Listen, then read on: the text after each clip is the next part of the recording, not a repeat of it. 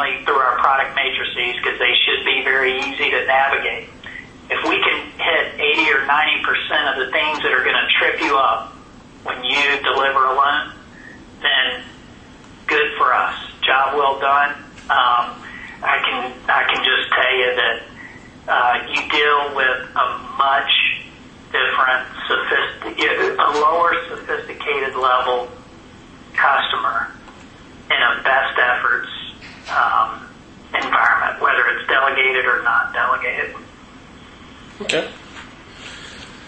And you're talking are you talking primarily about the back office, or the people you're dealing with that just have to deal with that noise? Well, let me just say this. It's a good question.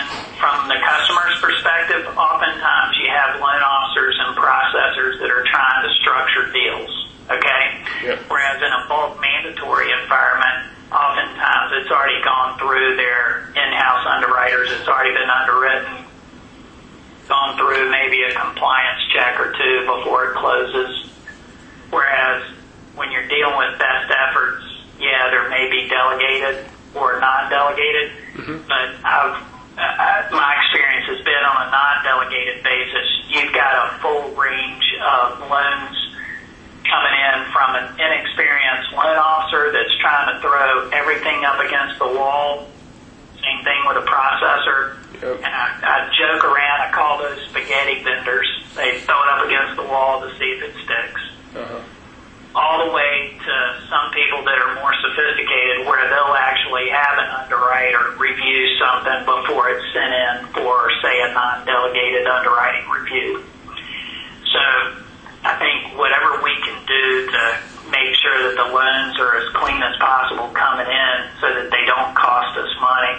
Yep. And for those clients that can't seem to maybe deliver a clean file, they need to be priced that way. They need to be priced in a way that accommodates the fact that it's going to take additional time from our people having to touch a file 2, 3, 4, 6 times.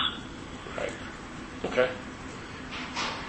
So beyond what we talked about, anything else that you think sets us apart from competitors? I mean, just makes us distinctive?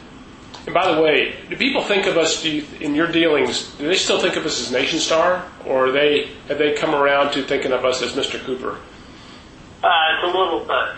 I will tell you, I think you'd be surprised how many people actually are in decision-making roles with customers or prospects that actually have their loan with Mr. Cooper.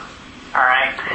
And so one sidebar comment that I'll make is those are types of situations where I would feel like, and I've chased this down before, I can just tell you I doubt anything ever happened, but these need to be the situations where if we have our retail solicitation group or consumer direct, we need to be able to easily flag these people to say, don't actively solicit these decision makers for our B2B space. Because they're feeling oversolicited?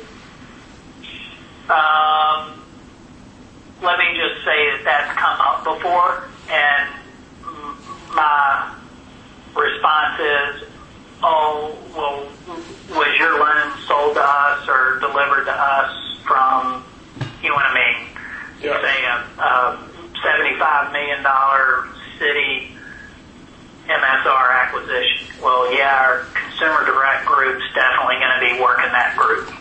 Yeah. Pretty strong. Now, I just think that we need to be in a position where it's going to be very few people, but when it comes up, I've got a prospect, former customer from GMAC, Crescent Mortgage out of Atlanta, and Fowler Williams, I think, is kind of in line to be the president of the mortgage